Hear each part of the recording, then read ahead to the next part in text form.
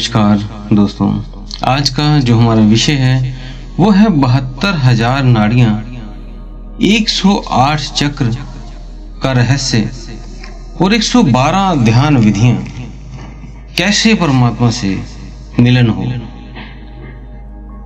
तो दोस्तों, ये बहुत ही आज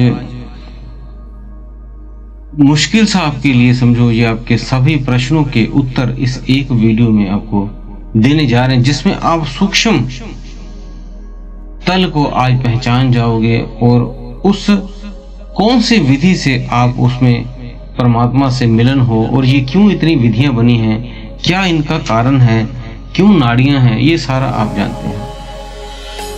तो पहले तो आपका जैसे प्रश्न आया है बीच में 72,000 नाड़ियां, तो 72,000 नाड़ियों से भी प्लस कुछ नाड़ियां हैं। 36,000 प्लस नाड़ी बाईं तरफ है और 36,000 प्लस नाड़ी दाईं तरफ है। दोनों के जब कलेक्ट करते हैं, टोटल करते हैं, तो ये 72,000 नाड़ियां हो जाती हैं। अब जहां पे ये नाड़ियों का दो या दो से ज्यादा नाड़ियां आपस में जुड़ती हैं, तो वहां एक केंद्र बिंदु बन जाता है। जहां वो केंद्र बिंदु बनता है, वहीं उस बिंदु को चक्र हम कहते हैं। मीन्स एक सेंटर पॉइंट बनते ही उसे हम चक्र का नाम दे देते हैं। तो इस तरह से हमारे शरीर में अलग अलग जगह पे 108 चक्र हैं। अब जो इनके भी 108 चक्रों में से जो पावरफुल स्टेशन वाले चक्र हैं, जो मेन इंपॉर्टेंट कह सकते हैं, जैसे कहते हैं कि एक किसी व्यक्ति ने कोई मैन्युफैक्चरिंग की, तो वो क्या करता है, पूरे इंडिया को 4 जोन में बांटता है और 4 जगह अपनी मेन सप्लाई भेजता है। उसके बाद उसके नीचे, उस होलसेल के नीचे डिस्ट्रीब्यूटर बनते हैं उस शहर के। एक एक स्टेट वो कवर करते हैं, फिर उस एक एक स्टेट के नीचे फिर एक एक होलसेलर बना देते हैं। तो इस तरह से ये एक जगह माल आके ऐसे 4 जगह से, पहले शुरू में 4 मेन सेंटर पॉइंट पे गया, फिर अलग अलग स्टेटों में डिवाइड हो गया, फिर उसके नीचे नीचे डिवाइड होता है। इसी तरह आपके शरीर के भीतर जो मेन फुली एनर्जेटिक जो चक्र है, वो 7 चक्र हैं। वो 108 चक्रों की सप्लाई उन्हीं के साथ जुड़ी हुई है, और वो 108 चक्रों के साथ 72,000 नाड़ियां जो हैं आपकी जुड़ी हुई हैं। मीन्स सभी का कनेक्शन एक दूसरे से किसी न किसी तरह से लिंक है।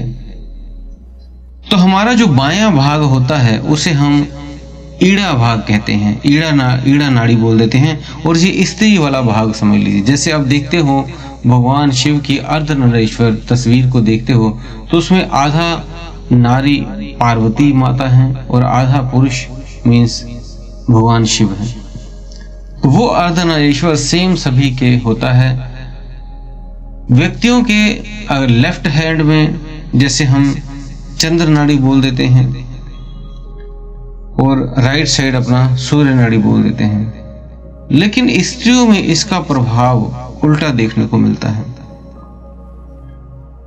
जो उनके लेफ्ट में होता है वो व्यक्तियों के राइट में होता है, और जो व्यक्तियों के पुरुषों के राइट में होता है वो पुरुषों स्त्रियों के लेफ्ट में होता है। तो जो ईड़ा नाड़ी है उसके प्रभाव तो अलग अलग होते हैं, लेकिन शारीरिक तौर पे हम एक ही उसे मानते हैं।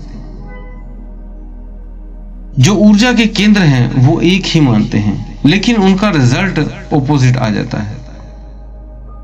मूलाधार चक्र से लेकर आपके ब्रह्मरंध्र तक, मीन्स आपके सहस्त्रार तक, ये एक रीढ़ की हड्डी जो आपकी मेरुदंड बोल देते हैं, जिसको रीढ़ की हड्डी बोल देते हैं, सैक्रल बोन बोल देते हैं, ये आपके पूरे पीठ के बीचों बीच होती है। इसी में आपके 7 चक्र बंधे हुए होते हैं। एक ऊर्जा सेंटर जो है वो सारे एक डब्बियों में एक फूल की तरह बने हुए हैं। 7 सीढ़ियां इनको कई बोल देते हैं, 7 आकाश इन्हें कई बोल देते हैं, 7 सफर बोल देते हैं। अलग अलग नामों से हर व्यक्ति इसको अंकित करते हैं, कईयों ने अलग अलग नाम दिए हैं। तो जो आपकी ईड़ा नाड़ी और पिंगला नाड़ी है, जो आपकी ईड़ा नाड़ी है और जो पिंगला नाड़ी है, ये मूलाधार चक्र पे पहली एक नाड़ी जुड़ती है और दूसरी आपकी जो स्वादिष्ठान से शुरू होती है नाड़ी वो जुड़ती है। उसी के बीच में एक और पॉइंट बना होता है ट्रायंगल सा, जिसपे 3.5 आंटे लगाकर कुंडलिनी शक्ति आपकी सोई हुई होती है।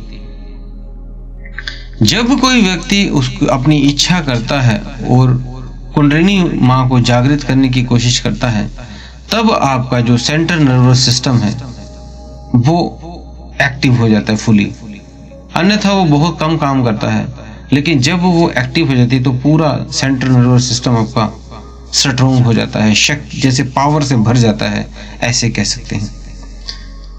और वो कुंडलिनी शक्ति एक एक चक्रों को दाएं बाएं से भेदती हुई चलती है। जैसे ईड़ा नाड़ी है आपकी, ईड़ा नाड़ी जो है आपकी लेफ्ट साइड होती है और पिंगला नाड़ी आपकी राइट साइड होती है। तो ये हर चक्र के आसपास क्रॉसिंग होती रहती है, जैसे सांप एक दूसरे से जोड़ के घूमता है, ऐसे उस तरह से राउंड राउंड होके ऊपर ऊपर ऊपर ऊपर कट लगा लगा के ये ऊपर तक पहुंचती है। ऐसे ही आपकी कुंडलिनी शक्ति इसके आसपास घूमने लगती है ऊर्जा। और जैसे ही आपका ये कुंडलिनी शक्ति ऊपर चढ़ते चढ़ते एक एक चक्र को भेदती भेदती ऊपर चली जाती है, तो ये आपके सहस्त्रार पे आ जाती है। लेफ्ट वाला भाग हम चंद्र भाग कहते हैं और राइट वाले भाग को हम सूर्य नाड़ी वाला भाग बोल देते हैं। तभी कई आपने देखा होगा, कई बार जब औरतों के लेफ्ट साइड में हथेली में या लेफ्ट बाजू में या लेफ्ट आंख में फड़कती है या वाइब्रेशन होती है, तो वो अच्छी मानी जाती है कि उनके लिए कुछ अच्छा होगा, चंद्र उनका स्ट्रांग हो गया इस तरह से। ऐसे ही पुरुषों का उल्टा है। जब पुरुषों का राइट साइड